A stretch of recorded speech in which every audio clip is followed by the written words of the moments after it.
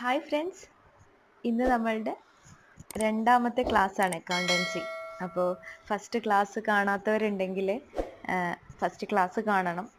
അതിൽ നമ്മൾ ഡെഫിനിഷൻസ് ആയിരുന്നു ഡിസ്കസ് ചെയ്തിരുന്നത്. അപ്പോൾ ഒരു കണ്ടിന്യൂറ്റി നമുക്ക് കിട്ടണമെന്നുണ്ടെങ്കിൽ കഴിഞ്ഞ ക്ലാസ്സും കൂടി കണ്ടിട്ട് ഈ ക്ലാസ് കാണാൻ ശ്രദ്ധിക്കുക. അപ്പോൾ ഇന്ന് ആദ്യം നമുക്കൊന്ന് ഇത് റീക്യാപ്പ് ചെയ്യാം. നമ്മൾ കഴിഞ്ഞ ക്ലാസ്സിൽ എന്താ പഠിച്ചത്? ഡെഫിനിഷൻസ് പഠിച്ചില്ല. 2 ഡെഫിനിഷൻസ് പഠിച്ചിട്ടുണ്ടായിരുന്നു. അതിൽ ആദ്യത്തെ ഡെഫിനിഷനിൽ നമ്മൾ എന്തൊക്കെയാണ് പഠിച്ചത്? ആദ്യം നമ്മൾ റെക്കോർഡ് ചെയ്യണം, പിന്നീട് നമ്മൾ അതിനെ ക്ലാസിഫൈ ചെയ്യണം, പിന്നീട് സമ്മറൈസ് ചെയ്യണം, പിന്നെ ഇൻ്റർപ്രറ്റ് ചെയ്യണം എന്നുള്ളത് നമ്മൾ പഠിച്ചിരുന്നു അല്ലേ ആദ്യത്തെ ഡെഫിനിഷനിൽ. സെക്കൻഡ് ഡെഫിനിഷനിലാണ് നമ്മൾ ഈ ടേംസ് എല്ലാം പഠിച്ചത്. ഇത് എക്കണോമിക് ഈവൻറ്റ്സ്. അതിൽ നമ്മൾ എക്കണോമിക് ഈവൻറ്റ്സ് എന്തൊക്കെയാണ്, എക്കണോമിക് ഇവൻറ്റ്സ് എന്താണെന്ന് പഠിച്ചിട്ടുണ്ടായിരുന്നു. പിന്നെ ഇൻറ്റേർണൽ ഇവൻറ്റും എക്സ്റ്റേർണൽ ഇവൻറ്റും നമ്മൾ എന്താണെന്ന് പഠിച്ചു. പിന്നെ ഈ ഓരോ ടേമും നമ്മൾ പഠിച്ചു. ഐഡൻറ്റിഫിക്കേഷൻ, മെഷർമെൻറ്റ്, റെക്കോർഡിംഗ്, കമ്മ്യൂണിക്കേറ്റിംഗ് എന്തൊക്കെയാണെന്ന് നമ്മൾ പഠിച്ചു അല്ലേ. പിന്നെ എന്താണ് ഒരു ഓർഗനൈസേഷൻ, എന്താണ് ഇൻട്രസ്റ്റഡ് യൂസേഴ്സ്, ആരൊക്കെയാണ് എക്സ്റ്റേർണൽ യൂസേഴ്സ്, ഇൻറ്റേർണൽ യൂസേഴ്സ് ഒക്കെ പഠിച്ചു. ഇനി നമുക്ക് ഇന്നത്തെ ക്ലാസ്സിലേക്ക് പോകാം. ഇന്നത്തെ ക്ലാസ്സിൽ കണ്ടൻ്റായിട്ട് ഈ 3 ടോപ്പിക്കുകളാണ് ഉൾപ്പെടുത്തിയിട്ടുള്ളത്. Qualitative characteristics of accounting information, objectives of accounting and book keeping. അപ്പോൾ എന്താണ് ക്വാളിറ്റേറ്റീവ് ക്യാരക്ടറിസ്റ്റിക്സ് ഓഫ് അക്കൗണ്ടിങ് എന്നുള്ളത് നമുക്കൊന്ന് നോക്കാം. എന്താണ് qualitative characteristics of accounting information? എന്താണ് ക്വാളിറ്റേറ്റീവ് ക്യാരക്ടറിസ്റ്റിക്സ് എന്ന് പറഞ്ഞാൽ? അക്കൗണ്ടിങ് ഇൻഫർമേഷൻ എന്ന് പറഞ്ഞാൽ എന്താ? നമ്മൾ പ്രിപ്പയർ ചെയ്തിട്ടുള്ള ഫിനാൻഷ്യൽ സ്റ്റേറ്റ്മെൻറ്റ്സ്, അത് ഇൻഫർമേഷൻസ് നമ്മൾ മറ്റുള്ളവർക്ക് കമ്മ്യൂണിക്കേറ്റ് ചെയ്യണം, ആവശ്യമുള്ളവർക്ക് ഇൻഫർമേഷൻസ് പ്രൊവൈഡ് ചെയ്യണം എന്നുള്ളതൊക്കെ നമ്മൾ പഠിച്ചു കഴിഞ്ഞ ക്ലാസ്സിൽ അല്ലേ. കമ്മ്യൂണിക്കേറ്റിംഗ് എന്ന് പറയുന്നത് അക്കൗണ്ടിങ്ങിൻ്റെ പ്രധാനപ്പെട്ട ഫംഗ്ഷനാണെന്ന് പറഞ്ഞു. ഇവിടെ നോക്കൂ, accounting information, dissemination of information is an essential function of accounting. Dissemination of information എന്ന് പറയുന്നത് തന്നെ ഡിസ്ക്ലോസിങ് എന്നുള്ള മീനിങ് ആണ്. അതായത് നമ്മളൊരു ഫിനാൻഷ്യൽ സ്റ്റേറ്റ്മെൻറ്റ് പ്രിപ്പയർ ചെയ്ത് കഴിഞ്ഞാൽ അത് നമ്മൾ ഡിസ്ക്ലോസ് ചെയ്തിരിക്കണം. അത് നമ്മൾ ആവശ്യമുള്ളവർക്ക് അത് നമ്മൾ കൊടുക്കണം അല്ലേ. അത് എസെൻഷ്യൽ ഫംഗ്ഷനാണ്, അക്കൗണ്ടിങ്ങിൻ്റെ ഏറ്റവും പ്രധാനപ്പെട്ട ഫംഗ്ഷനാണത്. അപ്പോൾ നമ്മളത് ആവശ്യമുള്ളത് ആർക്കാണോ, അത് ഇൻറ്റേർണൽ യൂസേഴ്സ് ആവട്ടെ എക്സ്റ്റേർണൽ യൂസേഴ്സ് ആവട്ടെ, അവർക്ക് നമ്മളതിനെ കമ്മ്യൂണിക്കേറ്റ് ചെയ്ത് കൊടുക്കണം അല്ലേ. അങ്ങനെയാണ് നമ്മൾ അക്കൗണ്ടിങ് ഇൻഫർമേഷൻസ് കൊടുക്കുന്നത്. അപ്പോൾ ഈ അക്കൗണ്ടിങ് ഇൻഫർമേഷൻസ് നമ്മൾ ബാക്കിയുള്ളവർക്ക് നമ്മളത് പ്രൊവൈഡ് ചെയ്യുമ്പോൾ അതിനൊരു ക്വാളിറ്റി വേണ്ടേ? അത് മറ്റുള്ളവർക്ക് ആ ക്വാളിറ്റീസ് ഒക്കെ ഉണ്ടെങ്കിലേ അത് കംപ്ലീറ്റ് ആവുള്ളൂ. ആ ഒരു അക്കൗണ്ടിങ് ഇൻഫർമേഷൻ അത് നോക്കിക്കഴിഞ്ഞാൽ ആ ചില ക്വാളിറ്റീസ്, ആ ഒരു ക്യാരക്ടറിസ്റ്റിക്സ് അത് ഉണ്ടെങ്കിൽ അത് നല്ലൊരു ഇൻഫർമേഷൻ എന്ന് നമുക്ക് വിളിക്കാൻ പറ്റുള്ളൂ. അതെന്തൊക്കെയാണ് ആ ഒരു ക്വാളിറ്റിയുള്ള ഇൻഫർമേഷൻ ആവണമെന്നുണ്ടെങ്കിൽ എന്തൊക്കെ ക്വാളിറ്റീസ് ആണ് അത് വേണ്ടത്, എന്തൊക്കെ ക്യാരക്ടറിസ്റ്റിക്സ് ആണ് അത് വേണ്ടത് എന്നാണ് നമ്മൾ പഠിക്കുന്നത്. അപ്പോൾ ഇവിടെ 4 പോയിന്റ്സ് ഉണ്ട്.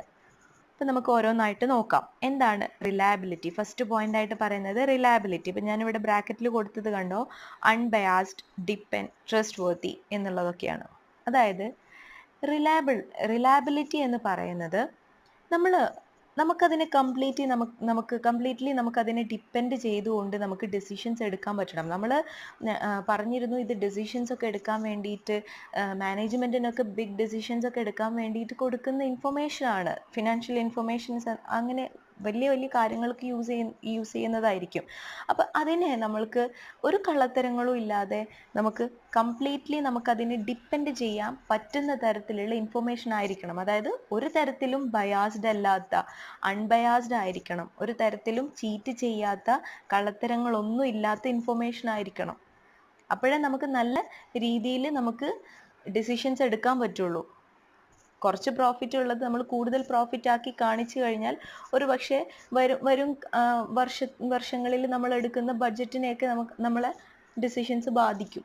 അപ്പോൾ നല്ല രീതിയിൽ ചീറ്റ് ചെയ്യാത്ത, നല്ല സത്യം പോലെ പറയുന്ന ഇൻഫർമേഷൻ ആയിരിക്കണം ഒരു അക്കൗണ്ടിങ് ഇൻഫർമേഷൻ, ഒരു ഫിനാൻഷ്യൽ സ്റ്റേറ്റ്മെൻറ്റ് എന്ന് പറയുന്നത്.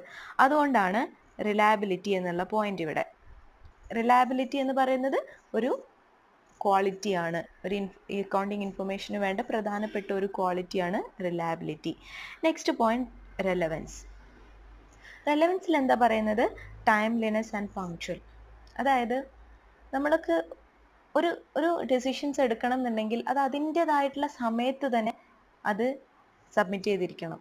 അത് അതിൻ്റെ സമയത്ത് കിട്ടേണ്ട സമയത്ത് കിട്ടിയാലേ നല്ല ഡിസിഷൻസ് നമുക്ക് എടുക്കാൻ പറ്റുള്ളൂ. അപ്പം അത് റെലവൻ്റ് ആവണം. നമുക്ക് നല്ല ഇൻഫർമേഷൻ എപ്പോഴും റെലവൻ്റ് ആയിക്കൊണ്ട് നമുക്കത് ഇപ്പോൾ കറൻ്റ്ലി നമുക്കത് യൂസ് ചെയ്യാൻ പറ്റുന്ന തരത്തിലുള്ള ഇൻഫർമേഷൻ ആയിരിക്കണം. അപ്പോൾ അത് സമയത്തിൽ നമ്മൾ ഡിസ്ക്ലോസ് ചെയ്തിരിക്കണം. അപ്പോൾ ഒരു അക്കൗണ്ടിങ് ഇൻഫർമേഷനിൽ സെക്കൻഡ് വരുന്നതാണ് അതിൻ്റെ ടൈം എപ്പോഴും കീപ്പ് ചെയ്യുക, പങ്ക്ച്വൽ ആയിരിക്കുക. നമ്മൾ അതിനെ സബ്മിറ്റ് ചെയ്യണം. നമുക്ക് വേണ്ട ഇൻഫർമേഷൻസ് വേണ്ടപ്പോൾ നമുക്ക് കൊടുക്കാൻ പറ്റിയിരിക്കണം. അതാണ് റെലവൻസ്. അണ്ടർസ്റ്റാൻഡബിലിറ്റി സിമ്പിളാണ് അല്ലേ? നമ്മളെ തേർഡ് പോയിന്റ് ആണ്.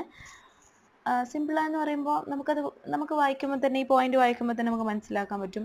മനസ്സിലാവണം അല്ലേ? കോംപ്രഹെൻസീവ് ആയിരിക്കണം ഒരു അക്കൗണ്ടിങ് ഇൻഫർമേഷൻ.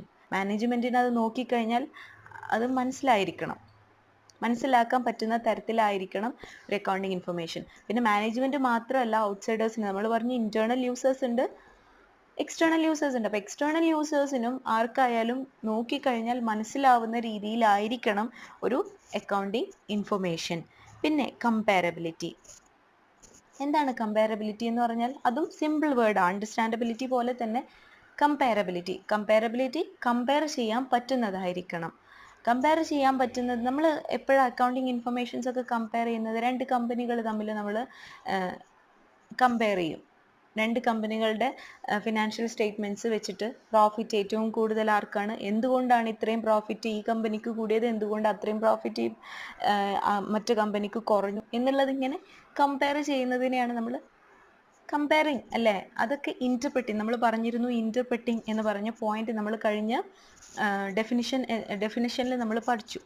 അപ്പോൾ ഈ കമ്പാരബിലിറ്റി എന്ന് കമ്പയർ ചെയ്യാൻ പറ്റുന്നതായിരിക്കണം ഒരു അക്കൗണ്ടിങ് ഇൻഫർമേഷൻ.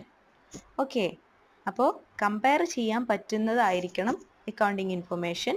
റിലയബിൾ ആയിരിക്കണം, അതായത് ട്രസ്റ്റ് ചെയ്ത് നമുക്കതിനെ ഡിപ്പെൻഡ് ചെയ്യാൻ പറ്റണം. കംപ്ലീറ്റ് ആയിട്ട് നമുക്കതിനെ ഡിപ്പെൻഡ് ചെയ്തുകൊണ്ട് ഒരു അക്കൗണ്ടിങ് ഇൻഫർമേഷനിൽ കംപ്ലീറ്റ്ലി നമ്മളതിനെ ഡിപ്പെൻഡ് ചെയ്തുകൊണ്ട് നമുക്ക് ഡിസിഷൻസ് എടുക്കാൻ പറ്റണം. പിന്നെ അതിൻ്റെ ടൈം എപ്പോഴും കീപ്പ് ചെയ്യണം. റെലവൻ്റ് ആയിട്ടുള്ള ഇൻഫർമേഷൻസ് ആയിരിക്കണം. പിന്നെ അണ്ടർസ്റ്റാൻഡബിലിറ്റി, നമുക്കതിനെ മനസ്സിലാക്കാൻ പറ്റുന്നതായിരിക്കണം. ഇങ്ങനെ 4 പോയിന്റ്സ് ആണ് ഇപ്പോൾ നമ്മൾ ക്വാളിറ്റേറ്റീവ് ക്യാരക്ടറിസ്റ്റിക്സിൽ പറയുന്നത്. ഓക്കെ, ഇനി നമുക്ക് ഒബ്ജക്റ്റീവ്സ് ഓഫ് അക്കൗണ്ടിങ് നോക്കാം. ഒബ്ജക്റ്റീവ്സ് എന്ന് പറയുന്നത് എന്താ? എന്തിനാണ് നമ്മൾ അക്കൗണ്ടിങ് ഉപയോഗിക്കുന്നത്?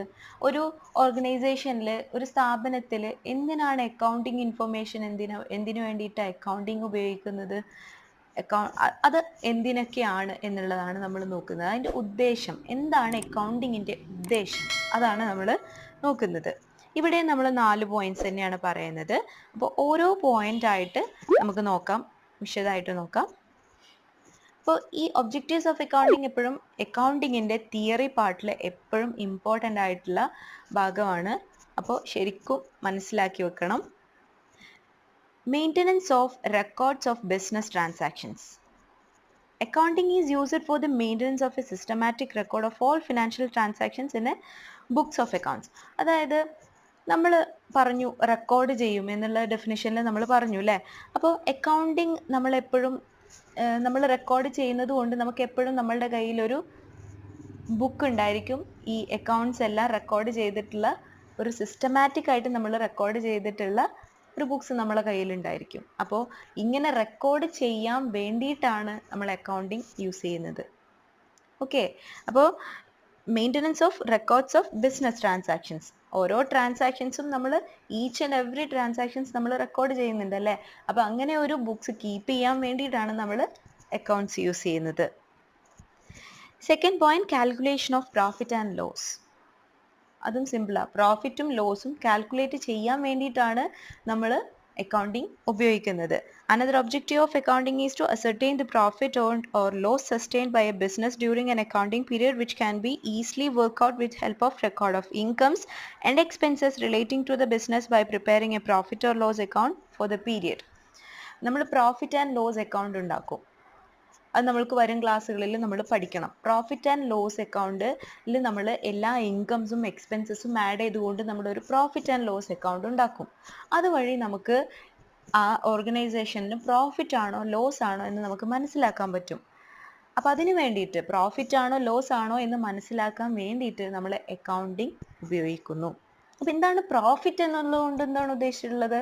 നമുക്ക് ചെലവിനേക്കാൾ കൂടുതൽ നമ്മൾക്ക് ഇൻകം ഉണ്ടെങ്കിൽ, വരവുണ്ടെങ്കിൽ നമ്മൾക്ക് പ്രോഫിറ്റ് ആണ് അല്ലേ? നമ്മൾക്ക് കുറഞ്ഞ ചെലവും കൂടുതൽ വരുമാനവും ഉണ്ടെങ്കിൽ നമുക്ക് പ്രോഫിറ്റ് ആണ്. എന്നാൽ കൂടുതൽ ചെലവും കുറഞ്ഞ വരുമാനവും ഉള്ളെന്നുണ്ടെങ്കിൽ അവിടെ നഷ്ടമാണ്, ലോസ് ആണ്. അപ്പോൾ ഇതാണ് പ്രോഫിറ്റ് ആൻഡ് ലോസ്. അപ്പോൾ നമുക്ക് പ്രോഫിറ്റ് ആൻഡ് ലോസ് നമ്മൾക്ക് മനസ്സിലാക്കാൻ വേണ്ടിയിട്ട് നമ്മൾ അക്കൗണ്ടിങ് ഉപയോഗിക്കുന്നു. Next point, depiction of financial position. Financial position നമുക്ക് അസർട്ടൈൻ ചെയ്യാൻ വേണ്ടിയിട്ട് accounting also aims at ascertaining the financial position of the business concern in the form of its assets and liabilities at the end of every accounting period. നമ്മൾ പറഞ്ഞു profit and loss നമ്മൾ മനസ്സിലാക്കുന്നത് profit and loss account ഉണ്ടാക്കിയിട്ടാണ്.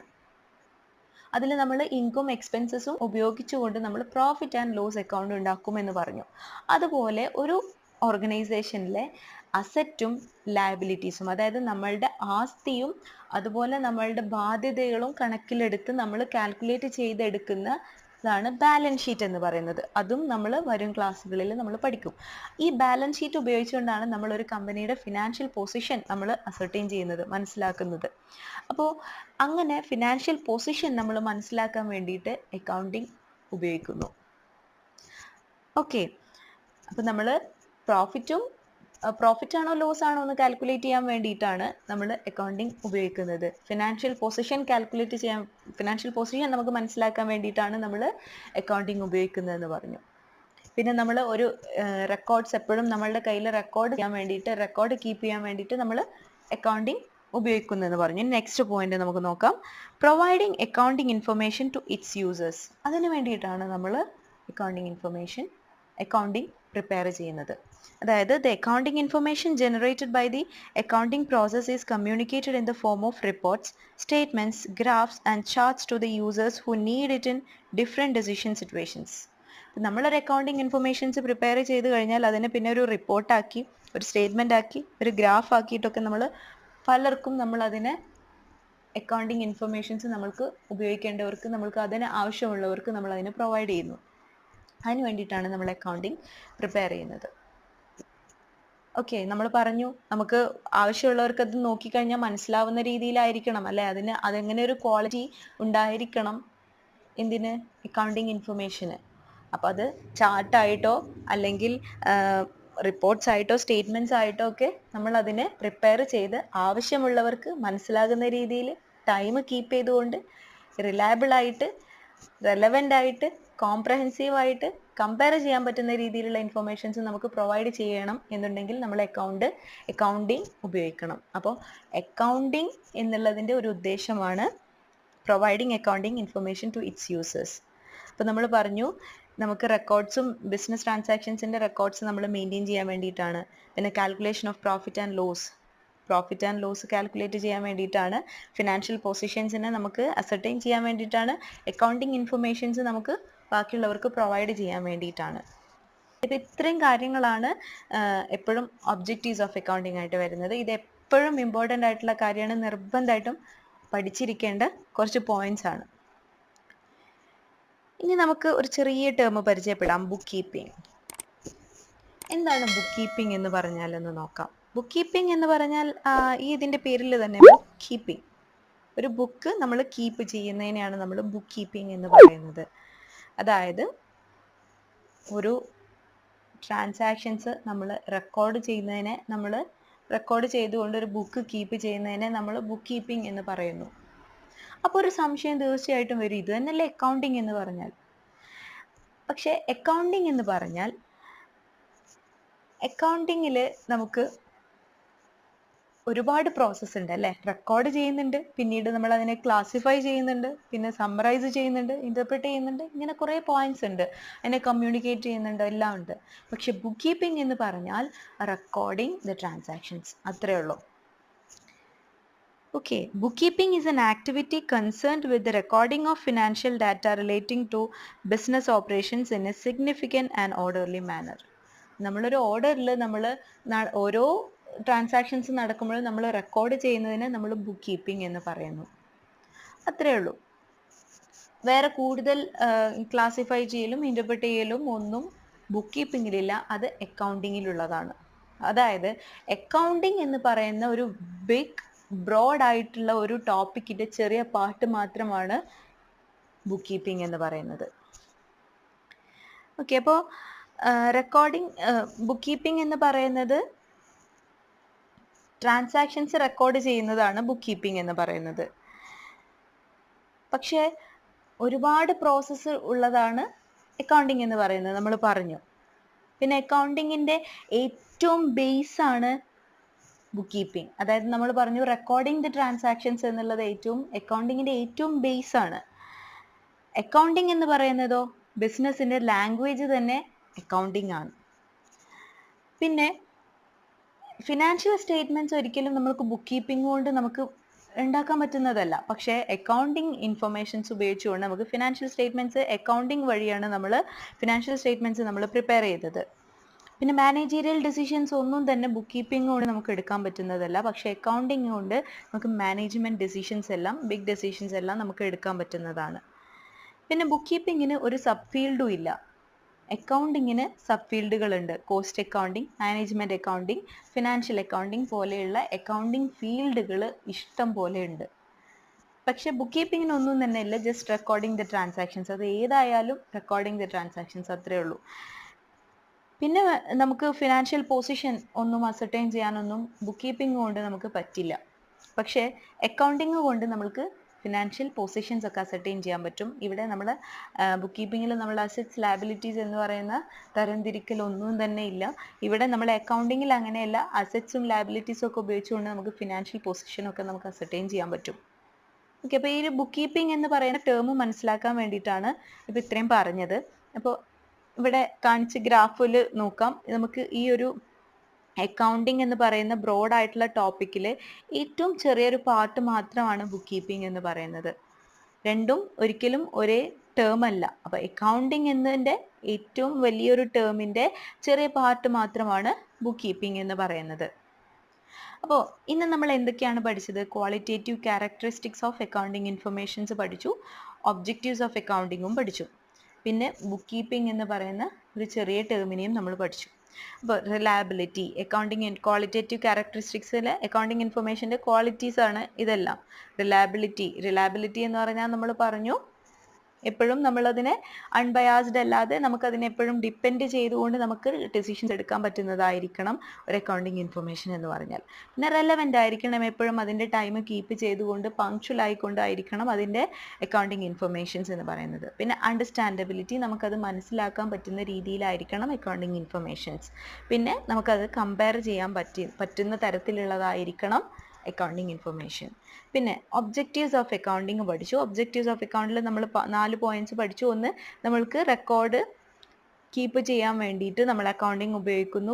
Profit ആണോ loss ആണോ എന്നുള്ളത് calculate ചെയ്യാൻ വേണ്ടിയിട്ട് നമ്മൾ അക്കൗണ്ടിങ് യൂസ് ചെയ്യുന്നു. പിന്നെ ഫിനാൻഷ്യൽ പൊസിഷൻ നമ്മൾക്ക് മനസ്സിലാക്കാൻ വേണ്ടിയിട്ട് നമ്മൾ അക്കൗണ്ടിങ് ഉപയോഗിക്കുന്നു. അതേപോലെ അക്കൗണ്ടിങ് ഇൻഫർമേഷൻസ് നമ്മൾ യൂസേഴ്സിന് പ്രൊവൈഡ് ചെയ്യാൻ വേണ്ടിയിട്ട് നമ്മൾ അക്കൗണ്ടിങ് ഉപയോഗിക്കുന്നു. അപ്പോൾ ഇത്രയും കാര്യങ്ങൾ ആണ് നമ്മൾ ഇന്നത്തെ ക്ലാസ്സിൽ നമ്മൾ പഠിച്ചത്. അപ്പോൾ ഇനി അടുത്ത ക്ലാസ്സുകളിൽ നമുക്ക് ഇനി ഈ ചാപ്റ്ററിൻ്റെ ബാക്കി ഭാഗങ്ങൾ നമുക്ക് എടുക്കാം. അപ്പോൾ എല്ലാവരും നോട്ട് ചെയ്യാൻ ശ്രദ്ധിക്കുക, എടുക്കുന്ന ഭാഗങ്ങൾ അപ്പം തന്നെ പഠിച്ചുകൊണ്ട് പോകാനും ശ്രദ്ധിക്കുക. Okay, by.